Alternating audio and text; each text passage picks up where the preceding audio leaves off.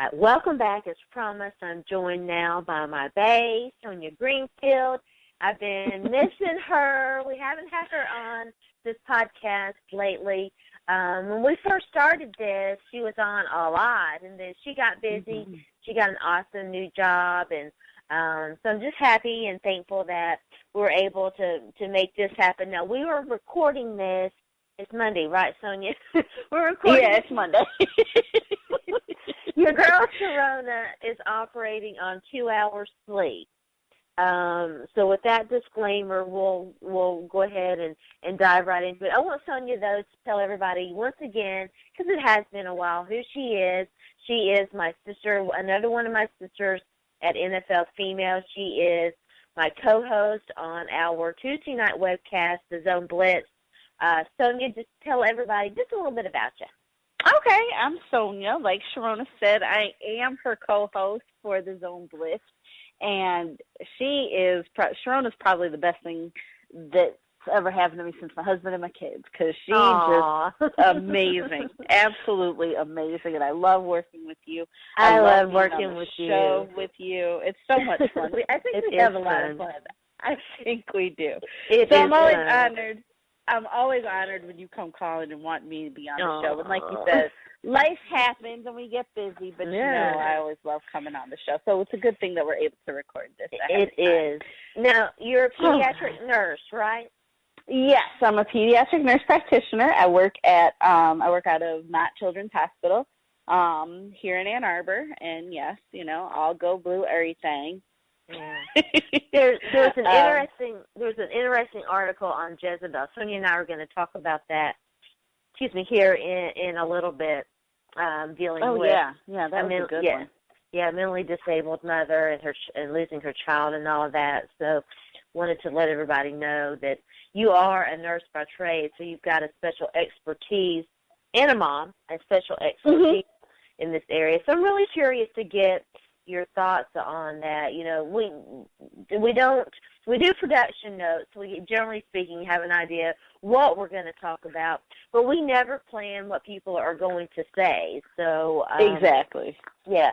And even though we're recording this, it is not, we don't do any staging here on this show. It's all real and spectacular. So let's go ahead and get started. Sonja is our Detroit Lion OFR, which is official fan reporter for NFL Females. So we're going to start with some Lions talk, and then, as I mentioned, we'll talk about that article with the disabled mother. We're also going to touch on the Oscars. The Oscars so white. I don't want to call it a controversy. Revolution. There you go. Might be a better word. We'll talk about what Stacey Dash and Waka Flocka had to say, Janet Hubert, Chris Rock, should Chris Rock boycott or not? And then we're going to finish up with a nice little story. We'll circle back around a little bit to the Lions, I suppose, with Ezekiel Ansah and what he did for the Flint community, and we'll talk about that. Now, that is a controversy. That's a real-life controversy. Real-life is there. So let's start with the Lions. Jim Caldwell is safe, I say, for the time being. It looks like it's another year. They've made some other changes. Bob Quinn is the new general manager. Get us updated on that. You have some coaches leave. One, I believe, the running back coach took the offensive coordinator job for the Niners.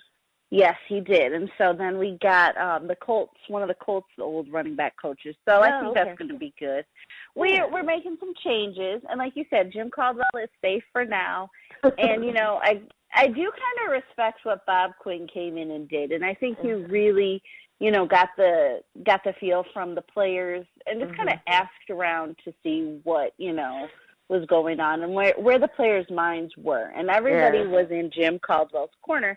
And I think that's good, because if you come in as a new GM and you come in and you just clean house top to bottom, I think that kind of, especially if the guys like the coach like they do with Caldwell, I think if you start, you're going to start off on the wrong foot if you just got rid of him. So I think that helped save his job a little bit. And so I think think I kind of respect that decision. He's kind of starting. It is a good decision. Yeah, it's a good thing to take the temperature of the locker room.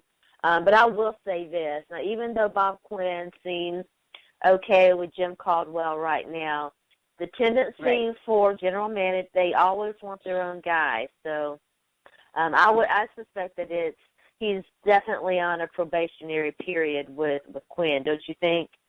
Oh yeah. I for sure agree with that. And depending on how the draft and free agency goes, if he gets some more talent in the organization and they start off flat like they did this year, yeah, I'm pretty sure that they are going to say, thank you, Jim, you were great, but we have to go in another direction. Yeah, we're going to be surprised. Yeah, we're going to talk about draft needs and free agents and the Megatron issue. Megatron, we don't know what he's going to do. We'll talk about his Hall of Fame chances. A little bit of a sneak preview, I suppose. I think he's a lock. Megatron is. I think so too. Yeah, he's a Hall of Famer. We'll discuss that. Are you excited? Let me back up even more. I was going to ask you about the new changes. I want to ask you about Jim Caldwell. Okay. Are you satisfied with him? Do you think he's doing a good job? I think he is doing okay. I don't think he is doing, a stellar job. I think he came around the second half of the season. Obviously, they finished 6-2. Right. So, there's that. And Matt Stafford improved. Matt Stafford definitely showed some improvement. Mm-hmm. He did. And so all those are very good things. You do, though, have to wonder about his decision-making when in the Green Bay game, the Hail Mary, and how he had, nobody in front, none of his players in front. Calvin Johnson was on the, so there's things like that. There's little guffaws like that happen. Yeah. And, do you blame the lack of production in the beginning of the year on Lombardi completely before he got rid of him? I don't know. And that's what kind of makes you nervous. He's also made some good decisions, though. You've got some and it's pretty interesting. We're going to talk about draft needs and who the rookie of the year. The list for rookie of the year is pretty stellar, which kind of is a credit to Lombardi. Yeah. And that is good, I think. But then also at the same time, you just have to wonder what was going on at the beginning of the year. Why couldn't they get it together? Mm-hmm. And there were a couple of questionable calls. You look back at the Seattle game, you look at, again, the Green Bay game in Detroit. You just look at those and you just kind of go, huh. But at the same time, they've got all that talent, and there is no reason for Matthew Stafford to look as bad as he did in that Arizona game. That Arizona game, he looked awful. Talk about somebody getting their lunch money. Yeah.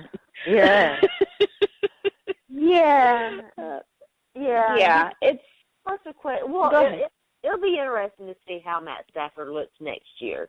And we're going to talk about whether or not they might bring in a young guy to maybe push him a little bit when we get to our draft section. But, I completely agree with that. I didn't mean to interrupt. Oh, no, that's okay.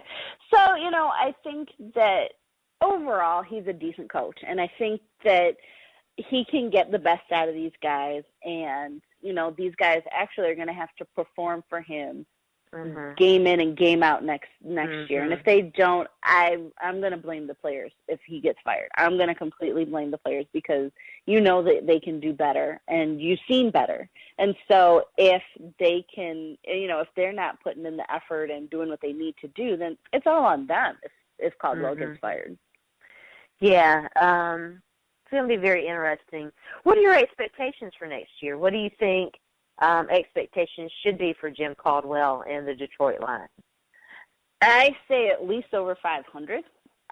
They play the AFC South next year, and they play the NFC East. And so 2 weaker divisions that they kind of should, no offense, Sharona, kind of should be able to, at least win some games against them. And so you think that, I'd say at least 9-7. I'd say they should at least have a winning record next year. You know what I'm playoffs? saying? What about the playoffs? Playoffs, playoffs. Playoffs? We're talking about playoffs and just finished. We're talking playoffs. They're going to have to beat a pretty good, and I was scared of them this year. I was scared of how they were going to be, but they're going to have to beat a pretty good Minnesota Vikings team next year. Yeah. And they're gonna have to bring it. And you know, the Vikings just ate them up all sorts of ways this year. And so they're gonna have to be able to beat them. We've seen that they can beat Green Bay, but Green Bay I think just had an off year this year. So it's gonna be tough for them, I think, to make the playoffs. It's definitely doable, but at least a winning record would be good. I think that's a good start right there. Yeah. Yeah, I mean, I think it's certainly doable, right? That's setting a bar that's manageable, and they should be able to meet that.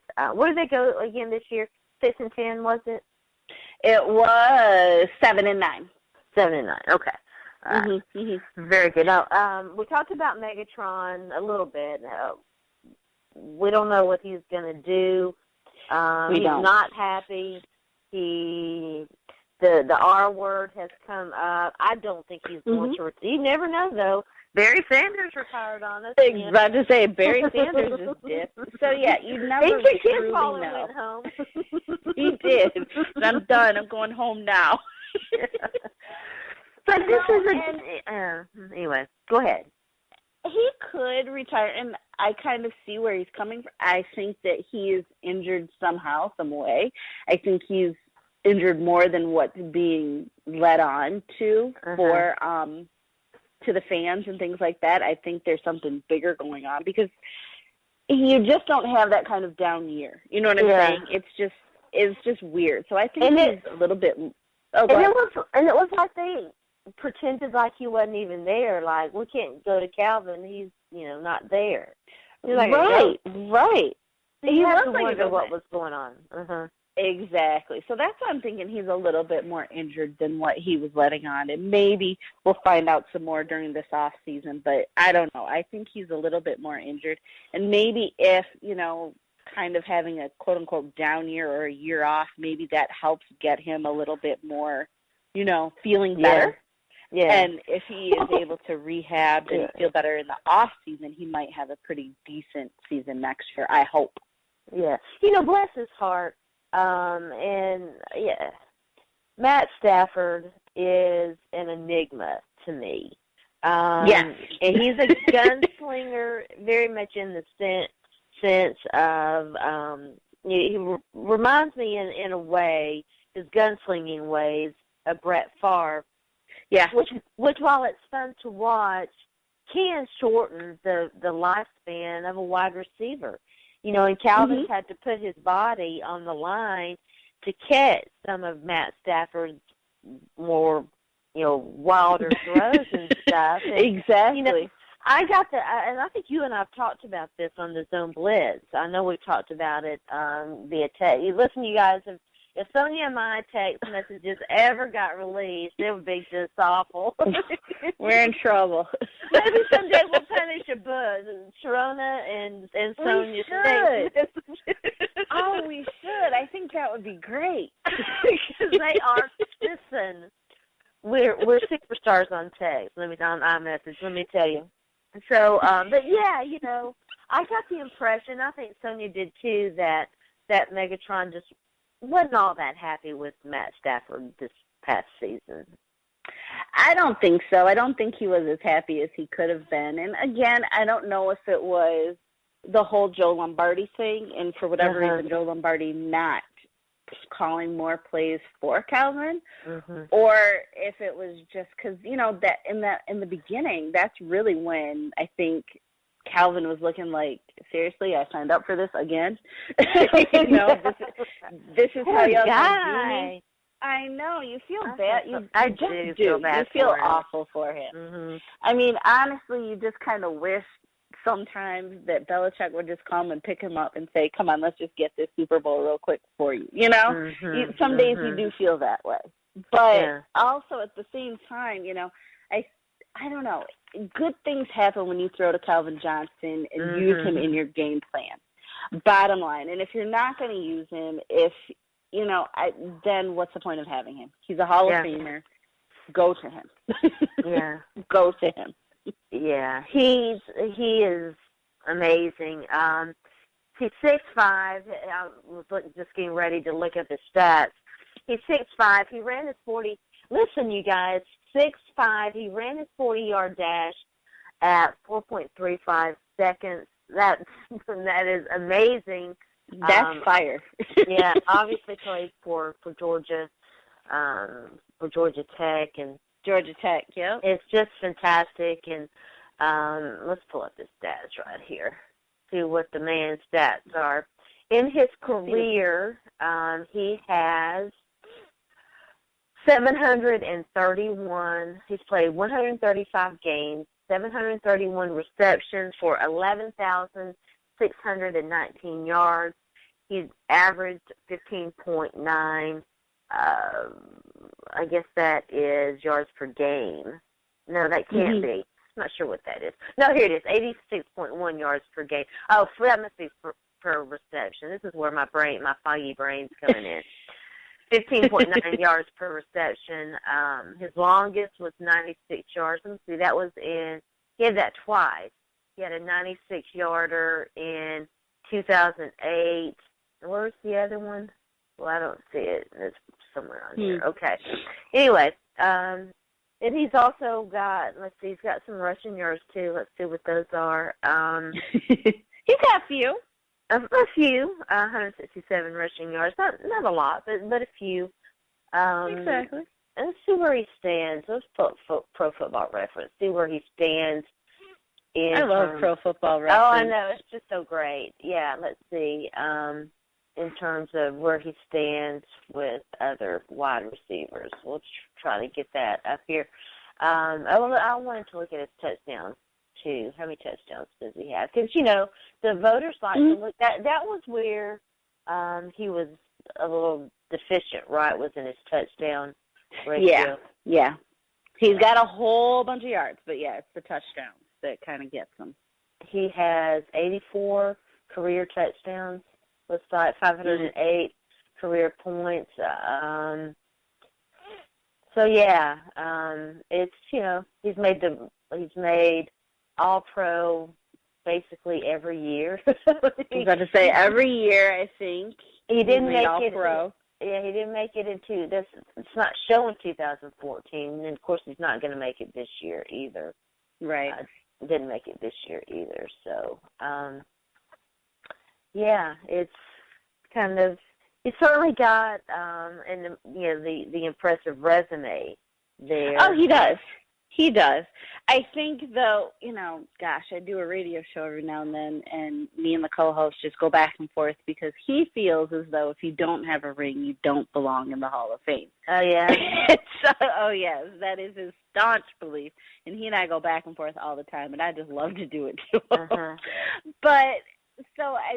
But I don't think that that's always the case. I mean, because you look at somebody like Dan Marino. You can tell me that he doesn't belong in the Hall of Fame. You look at people like that and just say that they don't. No, I don't think it's always about the rings because, heck, Trent Dilfer has a ring?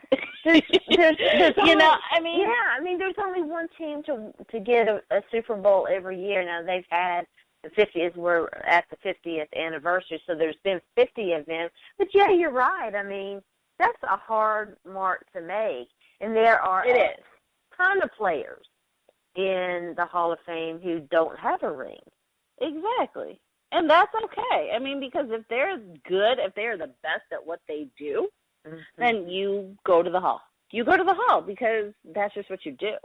So regardless of if Calvin, I think, gets a ring or not, which you'd love for him to have, but I still think he's done some very good things. You're putting him up there with Jerry Rice and things like that. He's the greatest wide receiver ever, and you've got Calvin Johnson numbers compared to, Jerry Rice.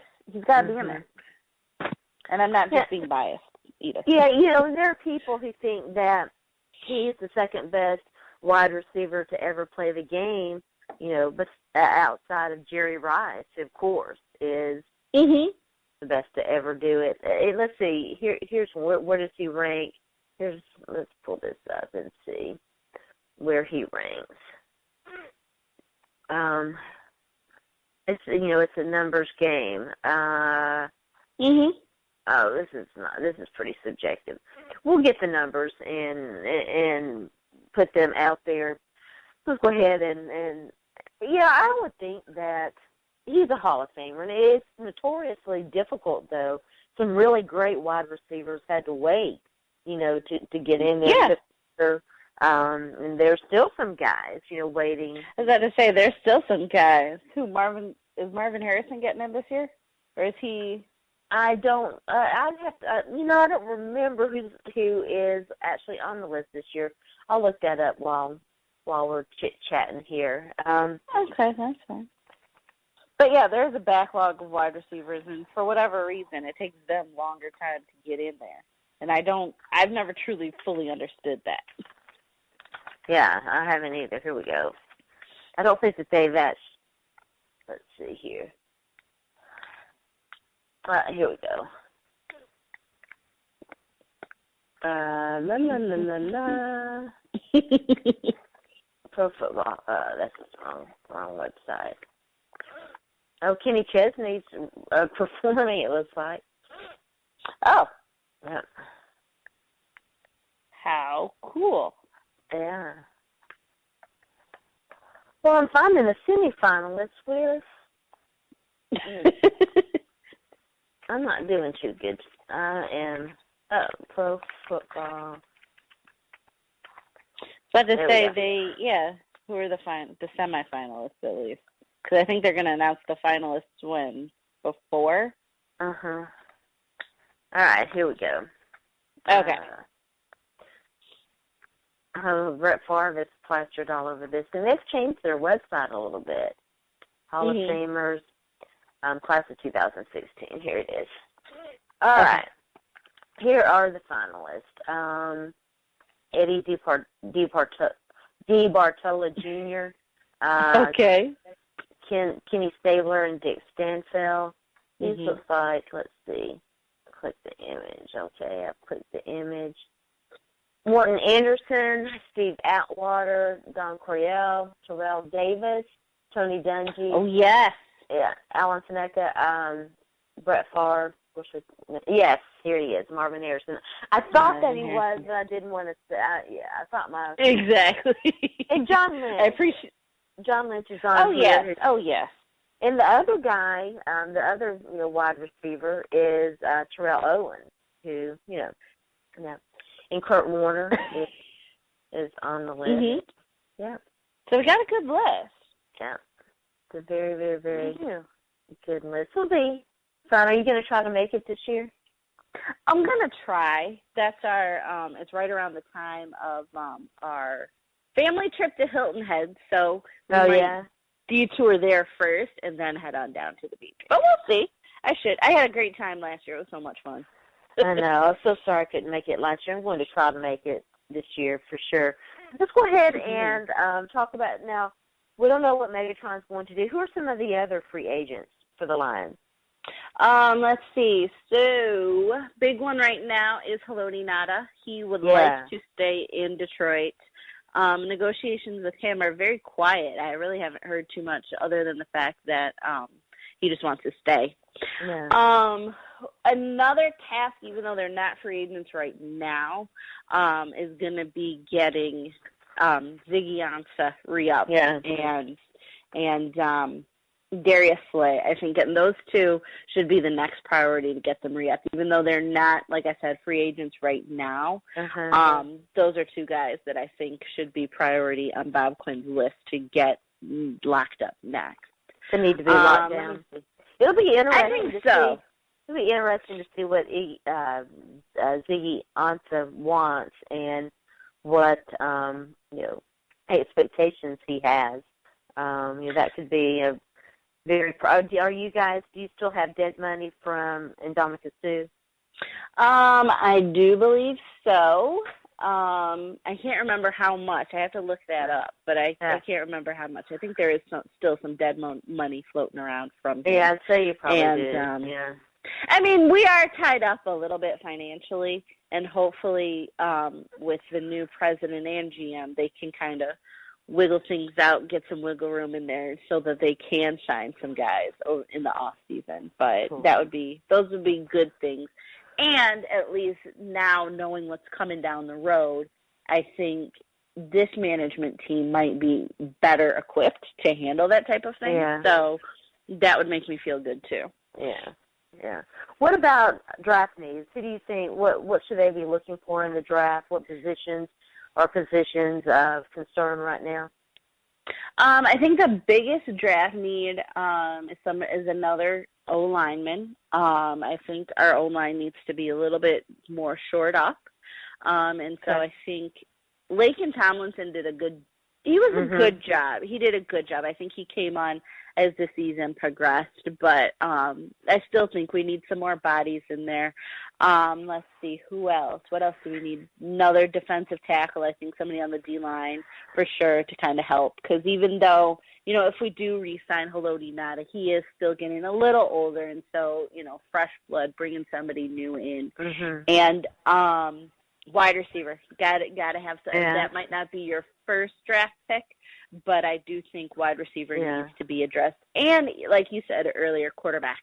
Again, not necessarily with the first pick, but a quarterback does need to get in the mix there because we need a solid backup. And, the word on the street is that people want somebody to give Matt Stafford a little bit of challenge. And, Who's the backup right now?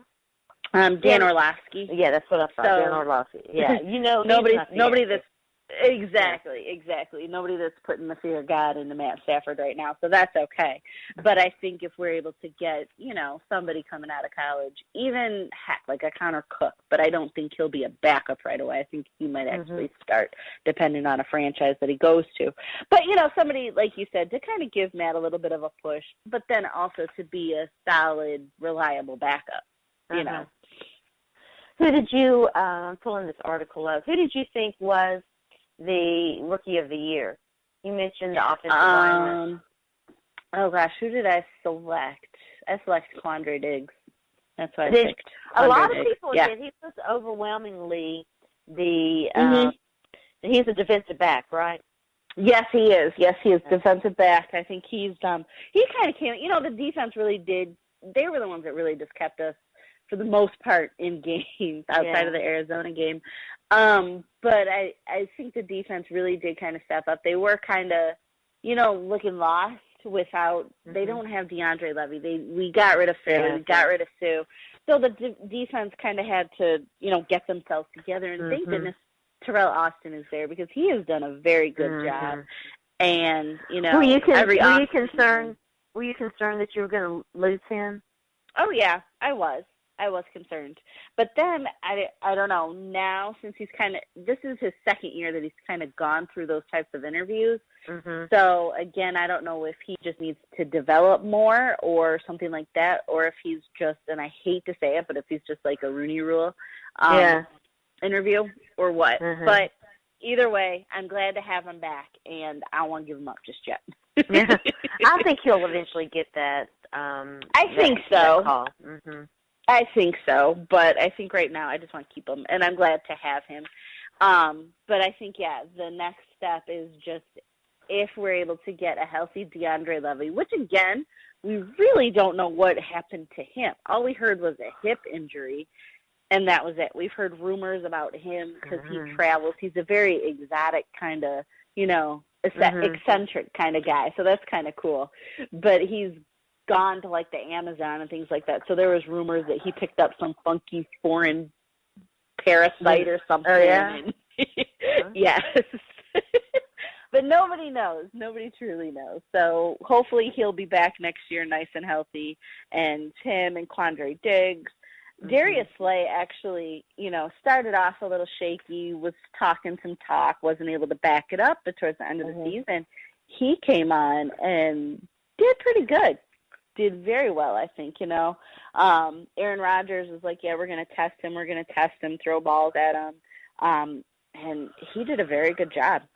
He has done a very good job. So proud of him. Since we already mentioned him, let's go ahead and move Flint up and talk about that and talk about what Ziggy Ansah did for that community, and then we'll turn our attention to playoff Super Bowl and then the Oscars and this other stuff. Sure. Tell the audience what's going on in Flint in terms of the water situation. Okay, so a couple of years ago, there was a money-saving decision made to switch the water in Flint from the Detroit River, getting water from the Detroit River, and they switched it to the Flint River. And the Detroit River was pretty much where everybody gets their water from. Very good water. The suburbs, everybody gets their water pretty much from Detroit. Detroit keeps jacking up their rates because, mismanagement, whatever, what have you. That's how they're making their extra money. So right. Flint was like, you know what, we're just going to use our own water, save money. So they tapped into the Flint water supply, and that actually ended up being contaminated with lead. And so lead, for those who don't know, and that's fine, especially in kids, it can be a very debilitating element in your system. It can cause mental retardation, developmental delays, bone injury, just things like that. Lots of long-term consequences. And so actually a pediatrician, Dr. Mona Hanna Atisha, who actually I worked with when she was a resident at Children's Hospital Michigan, who was a really good doctor. I really, really liked her. She blew the whistle. She was like, look, Flint, you're not poisoning these children anymore. And so she blew the whistle and good for her. Got everybody, good, very good for her. Got everybody, and she's a mom too, so she knows, And lead is one thing that they do routinely check for, and depending on the population in the area where you live, especially if there's like a lot of old houses, because that's where a lot of kids get the lead, is from paint chips, and the old paint used to have lead in it. So depending on what area you live in, your child is routinely checked for lead at usually when they turn a year. And so anything that's over, any lead level that's over 10 is something that needs to be looked at. So they clean the house out, they get everything in order so that your child's lead level can come back down and, you're fine. But all of these children were getting poisoned. And, I mean, adults, too, because lead isn't good for anybody. So, everybody, the water's contaminated. And so now, thank goodness, Ziggy Ansah, Justin, what's the running back from Baltimore? Justin Forsett. Yep, Justin Forsett, P. Diddy, Cher, Thomas Rawls from Seattle. Actually, the Water Boys, Chris Long and his brother. Everybody now is chipping in. My kid's school was donating, so we sent some water there. So everybody now is just sending water to Flint so that they can have water to drink, to bathe, and to cook with. I mean, because it's everywhere. And, you don't realize how much you use water. And things like that. And just how that's California. Exactly. So, so Ziggy Ansah gave water.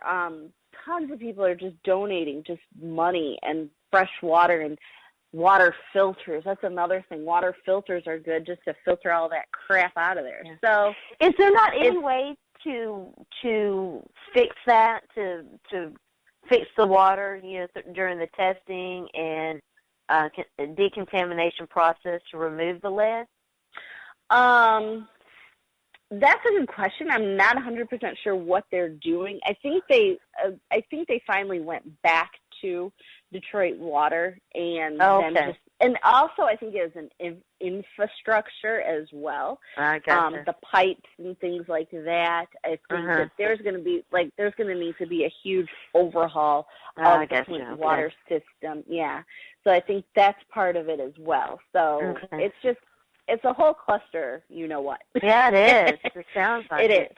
Well, good for all of them for doing all of that. You know, and shame on Flint for thinking they could get away with it.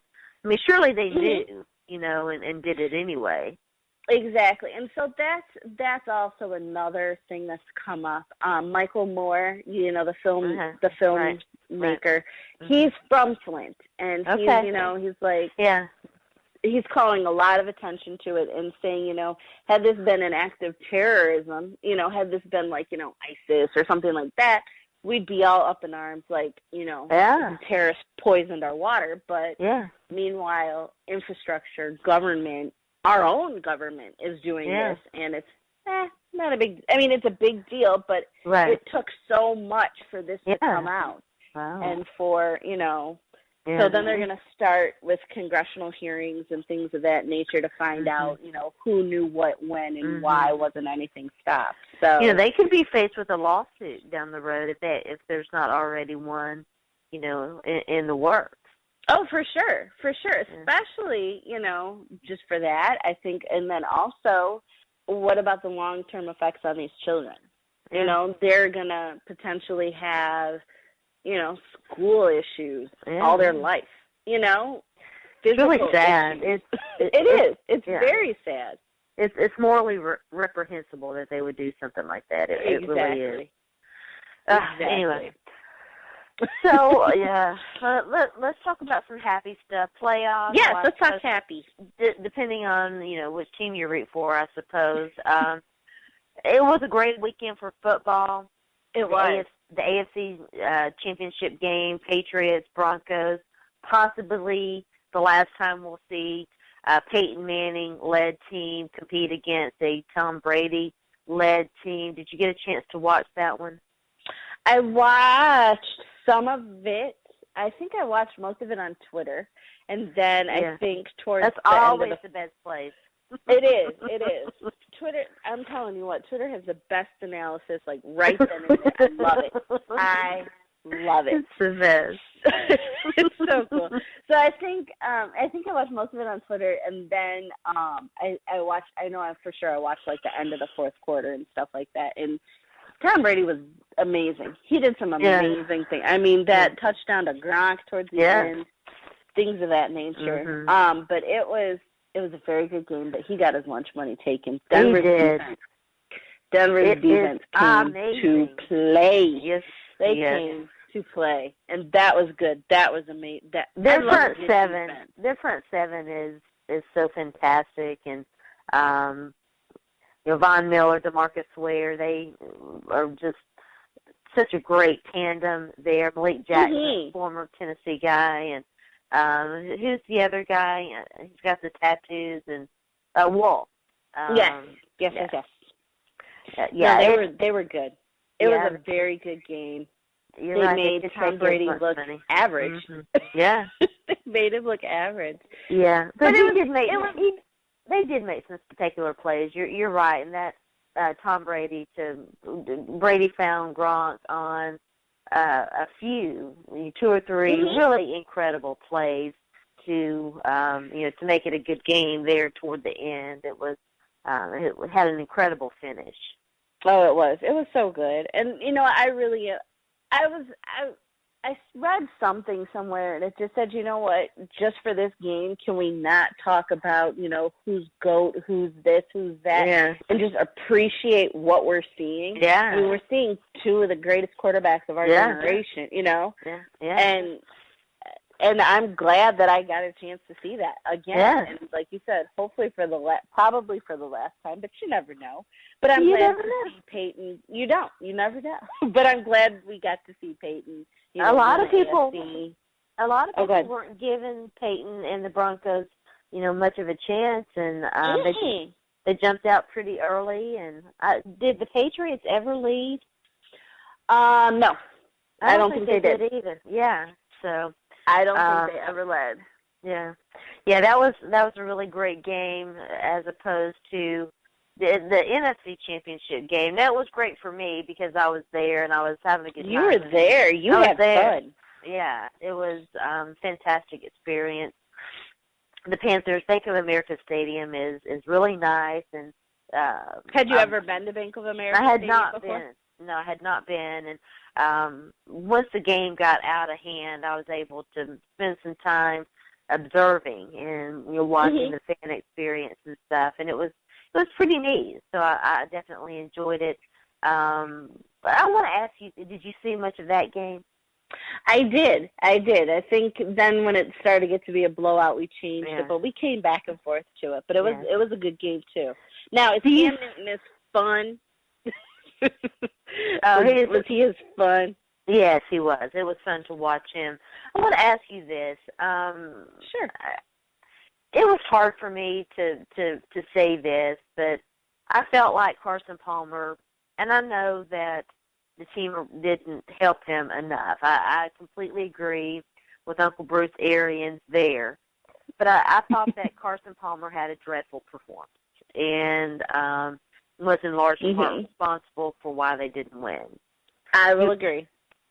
Yeah, and I think I like him, You do like him, but I think he had an awful performance. I think, was the Carolina defense that good, or was he just that bad? You know what I'm saying? Mm-hmm. I think it's a little bit of both, but I think that the Carolina defense just kind of took advantage of it. Carson got deer in headlights and just couldn't overcome it. Yeah, it was. It was not good. All the turnovers. He had 2 lost fumbles. Patrick Peterson left a punt for another lost fumble. And then he threw 4 interceptions. I lost count. It was something. It was a turnover fest. I was about to say, it was 5 turnovers for him. Yeah. Wow. Yeah, wow. Crazy stuff. How do you think the Broncos stacked up against the Panthers in the Super Bowl? I've been thinking about that, and I flashed back to Super Bowl 48 when they met, obviously, Seattle and their defense. Yeah. And I kind of thought about that, and I was like, oh, he didn't fare too well against them. Yeah. But I don't think that Carolina's defense is good, but I don't think they're Seahawk good. You know what I'm saying? Mm-hmm. I think they're pretty good. So I think that they will at least have a chance, and I think it's going to be a very good game. But I think what I'm more concerned about is Denver's defense against Carolina, and I honestly think that Cam may have met his match. May meet his match this time. We'll see. We will see. I don't know. I think I think Cam Newton's playing at such an elite level right now. I don't know that anything can stop him. We'll see. We'll definitely see about that. Yeah, I'm excited about it. We'll talk some more about that tomorrow night on the Zone Blitz and probably next week as well. Let's go ahead and talk about the Oscars. I'm keeping you too long, but it's been so long since we've chatted. And I definitely chatted, so it's okay. Yeah, I definitely want to talk about this Oscars situation. The Oscars is, really kind of a superficial award show, but as, I'm going to totally blank on her name. Stacey? No, not Stacey Dash. We're going to talk about Stacey Dash, but, shoot. Hang on just a second. I'll tell you that. She said that it was, that, even though it's a superficial award, that it's emblematic of a larger problem in society. And I love her. I can't believe I'm totally blanking on her name. Anyway, maybe it's in this article. Let me pull it. So Chris Rock, yes. Chris Rock is going to host, and there was a call. Will Smith and Jada Pinkett Smith called for him to boycott it. Did you think that he should have boycotted it? No, I don't think you should have. I think that's okay. And here's the thing about it. I think what it's doing is, I think it's at least getting the conversation going. Uh-huh. Do we really, in the end, care about, I mean, true, it is an award. It's just an award, but at the same time, is it truly representative of Hollywood? Yes and no. You know, I think that it's bringing up conversation, and it's kind of allowing the Academy, whoever they are, to maybe start taking a look at some of the other films and just, you know, really just kind of take a look, because, yeah, Oscar's so white, but our society isn't so white. You know what I'm saying? It's a nice mixture. So nobody's taking, I think some people are kind of taking it a little bit wrong in a way, because I don't think anybody's trying to take away from the actors and actresses that have won and that, you know, that do well. There's nothing wrong with anybody who does a cinematically great performance, but also just kind of, you know, look around and see if there's others besides the same types of people over and over and over again. And the fact that, you know, I've seen people on social media say, well, okay, Denzel and Halle have one. Okay, that's two people out of how many? So that's what kind of makes me laugh about it. But it's like, right, we understand, and yes, that is great, and nobody is diminishing what anybody has done. But at the same time, it doesn't hurt to open up and just look a little deeper, you know, just see. Like, did you see Creed? Did you see Creed? I have not seen it yet, but now, listen, I haven't gone to the movie theater to see a movie since the last Jurassic Park movie. I haven't seen the new Star Wars. I know. I just work too much. Viola Davis is who I was trying to think of, and was totally Viola Davis. Totally blanking on her. I love her so much, and I was like, I can't believe. I'm sorry, Viola. It's 2 hours sleep. I'm sorry. Aw, dang. You know, I agree with you. I don't think that Chris Rock should have boycotted the Oscars, and I know Sonja's going to completely get where I'm coming from here. There are so few opportunities offered to you when you're not part of the elite. As women and minorities, black males, women of color, you know, even I have more privilege, I know, than some of my sisters because I'm white, but still, as a woman, you get excluded from certain jobs, certain things because you're a woman. And you saw it when Catherine Smith was hired as the first full-time Bengals, or the Bills, I'm sorry. Bills, for the Bills. And people were talking about her appearance, and she's not qualified because she never played the game, and blah, blah, blah, blah. You know, and it's that thing. And so when you get these, you know, what was she supposed to do? Say, no, I'm not going to take that Buffalo Bills job. Look at all throughout the whole coaching ranks of the NFL. There ain't no other women. I shouldn't take this job. You can't do that. Listen, you cannot. Sometimes you got to swallow your pride and be the first, and you know, and take those jobs and be a trailblazer. And do it. And so I do think though that Chris Rock is going to utilize the controversy to his own benefit. Now, and I'm not, for sure. I'm not saying that that's wrong. It's just, you know, that's the game, and he's going to play it. And I'll say this too, and I love Will Smith, and Jada Pinkett Smith, and I did not. I sort of knew that they had an open marriage, I suppose, allegedly. Exactly. Allegedly, but I didn't know how open. Until I read this one thing. We'll talk about that in a minute. I'll get your take on that. But I do want to say this. Chris Rock, you might maybe put him in this category too, of all the black male actors in Hollywood who's most benefited from associating with white people, it's Will Smith. Completely. And it seems hypocritical to me for him to be jumping on that bandwagon. And I ain't hating on him. I love him. I'm just saying. Right. You know, and again, I don't think. Well, I think in their case, they're really trying to make a stand, and he did that actually back in the early MTV Grammy days. You know, he boycotted again the Grammys because they weren't airing rap albums or whatever, and they were not airing that. So he's kind of no stranger to that type of controversy. So in a way, I kind of see where he's coming from. But at the same time, I think using your platform to kind of speak out and say, you know, I think that that's kind of a good idea. And just, you know, when you're on the red carpet, just talking, you know. So I think it's good. And honestly, are the Oscars going to miss them? Probably not.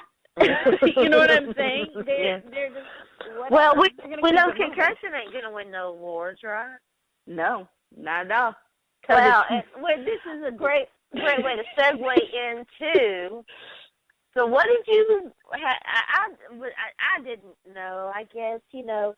I watched Fresh Prince a little bit. I didn't watch it a lot. You know, I don't watch a lot of TV. Okay, I'm not a person.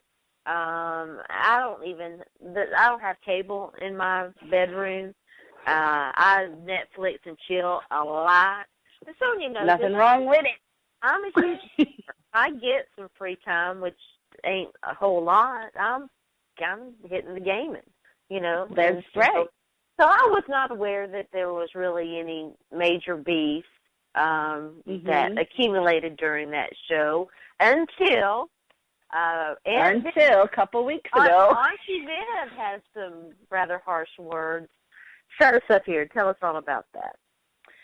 So back when Fresh Prince of Bel-Air was out and about, and I watched that show pretty religiously. And it was a good show. I loved it. Yeah. It was a great show. I loved it. I think it talked a lot about a lot of issues. So I liked that. And it was just funny. Will is a funny guy. I like him. But midway through the show, Aunt Viv changed. And so there was a new Aunt Viv. And so old Aunt Viv, come to find out, and I'm sure if anybody has clicked on any of those BuzzFeed articles or those random articles that pop up in the middle of your Facebook feed or something, you might have found out. Yeah. But Aunt Viv and Will Smith did not get along. Janet Hubert and Will Smith did not get along. I think she ended up wanting more money and kind of alluded to this in a rant that she just went on a couple weeks ago. She wanted more money and kind of wanted Will Smith to, you know, kind of lead that charge for getting the cast members more money. But apparently that didn't go down, and she did not like that, and she didn't like the treatment that Will was getting. So she left the show.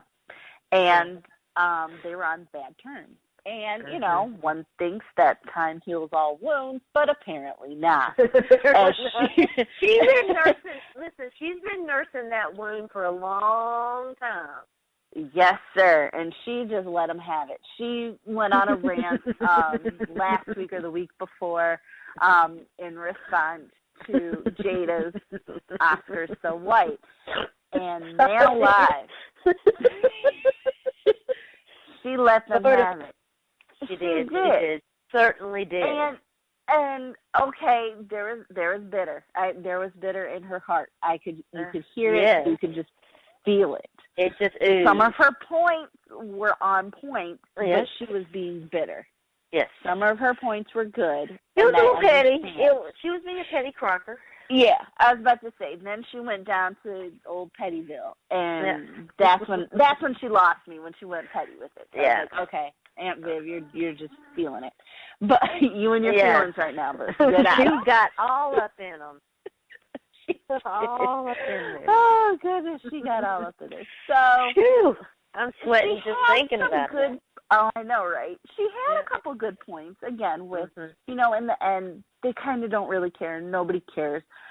But I think a big enough stink has been made that I think they're at least going to take a look at their policies again, which is all that you can ask.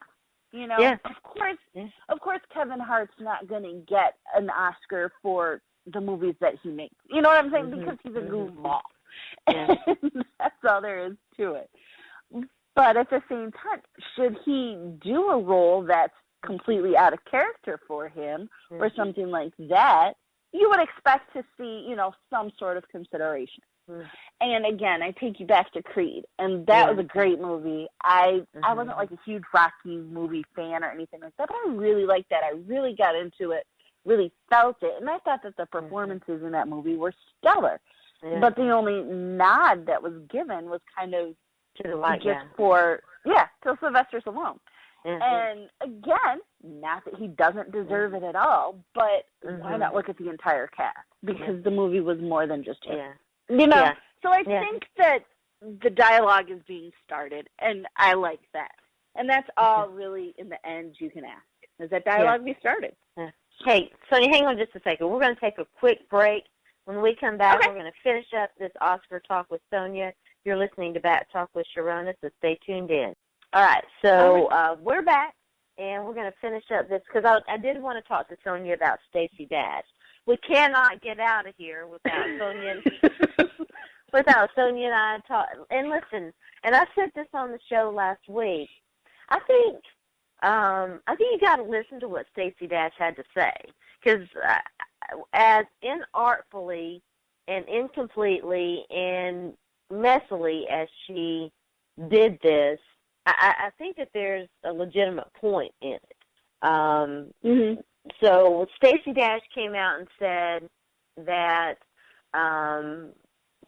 that as a country we had to decide if we were going to be segregated or integrated. And if we're going to be integrated, then, you know, we can't have all white this and all black that.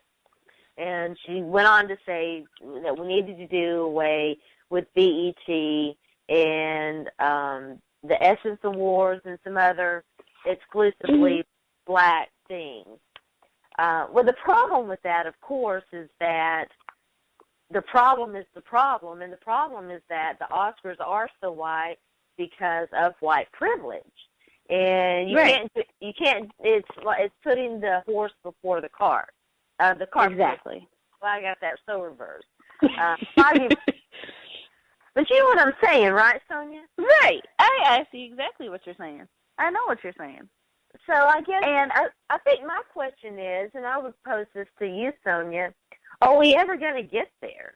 Are we ever going to get to a point in this country where we do that, where the Oscars aren't so white, where we don't have to have spaces for the marginalized and the disenfranchised?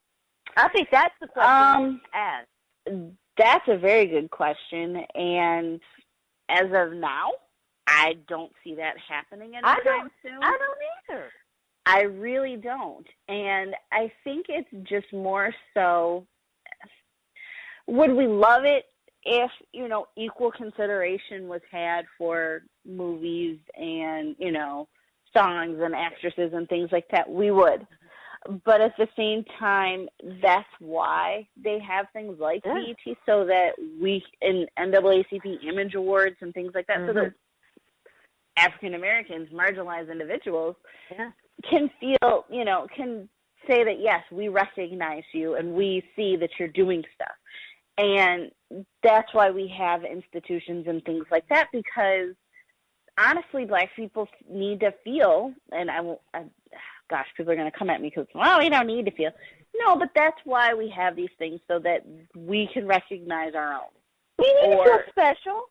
I mean, there's nothing wrong you need to feel that. special.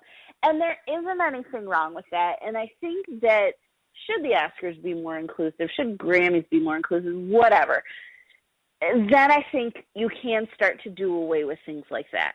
You know what I'm saying? I think you can. But right now, and with the mentality being the way it is, the greater mentality of people saying, well, okay, you have Denzel, so that's good enough for you guys. Or, you know, well, all the players in the NBA are black and you don't see white people getting, as long as you have that type of mentality, things like a BET, things like The Wiz, et cetera, are going to have to happen.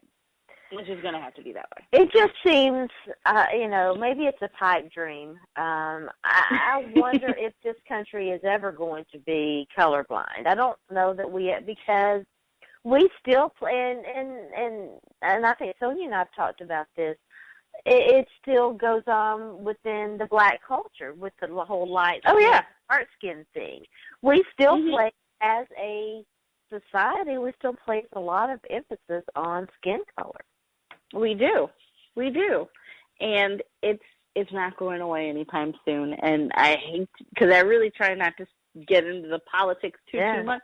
But as long as you have people like Donald Trump, it ain't going away anytime soon. Yeah, Donald Trump is horrifying. He is very symptomatic of a poison within this country that, much like Flint, I don't know if we're ever going to be able to fix it, Right.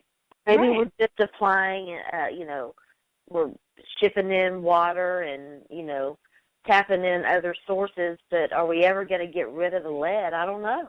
Probably not. And the other thing, too, is that, what I meant to say is that area in Flint, it's not like a rich, hotty-totty, well-to-do area, low-income population. And so there's that disenfranchisement when you don't have, people that are willing to advocate for the lower income, the poor individuals, the poorer part of society. And as long as, you don't have somebody like that, then things like Flint will happen, Yeah.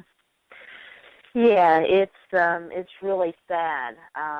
We're going to talk about the Oscars So White controversy throughout the course of this week. It's going to be a topic with some of the other guests that are going to be featured on this week's podcast. So we're definitely not through with this topic, and we're not through with as Viola Davis so rightfully pointed out, with the more problematic, the Oscars is just a symbol of a deeper, larger issue in our society, and we are definitely not done with that. We're going to continue to focus on that. We're going to finish up with this article from Jezebel, and it is going to help me introduce a topic that is near and dear to my heart, and one that I've been promising you guys that we're going to be talking about, and that is mental health and mental illness and the mentally challenged, the mentally disabled. And there was a mentally disabled mother who lost custody of her newborn child and had to really fight to regain custody. And I sent it to Sonja, who has a special expertise to help me discuss this issue. What did you make of this, Sonja? I thought about like 5 different things. I thought, why would the nurses try and take the baby away? And that was probably my first thought, is that, in our profession, and I've never worked labor and delivery, so I don't really know, but in our profession, we really try and advocate for the patient. We advocate for the family. Right. And another thing about nursing is that sometimes not all of us truly understand the patient population that we're working with, if you kind of know what I'm saying. And so they don't understand their background. Some nurses just don't. And they try to, and they still take care of them. Let's not say that it's awful, but they don't truly understand it. I've seen it before. And so instead of just knee-jerk reaction calling to get the child taken away, that's when you really got to just break it down and just say, okay, what do we need to do? This is what you need to do. And you need to reach the person where they are. Yeah. Bottom line. That's what you need to do, and that's what we're there for. We're not there to take kids away from their family. And then to give the child to just some random person when obviously permanently. Yes. Permanent place, I know. It was, that was awful. And the other thing is that, again, very few run-ins with Department of Family Services, thank goodness, but in my 15 years of being a nurse, so thank goodness. But, you know, you usually try to get that child with an immediate family member, a grandparent, you know, an aunt and uncle, somebody who's really close to that family, so that you're not putting them in a strange environment. So that I don't understand either. Yeah. It was disturbing on a lot of levels, but, you know, for me, and when I practiced law, dealt with a lot of disability cases. Lord, I probably handled, I would say, close to 1,000 disability cases during my years practicing law. And dealing with people who have mental disabilities is challenging. There's no question but that it is challenging. And it is. I talk about this on the show a lot. You have to have empathy, and you have to have compassion, and you have to have an open mind and a willingness to recognize that this person needs help, that this person's thought process, that this person's response, that this person's processing ability, it's not the same as yours. No, it's not. And you have to be able to meet them at that level. And this young mother did not understand what was being asked of her. And you know, she might not have been all that well prepared to be a mother. Heck, it's tough. It's tough, right? Yeah, it's tough. Listen, I'm not sure. You know, I don't have kids. I don't know that I could do it. I don't know.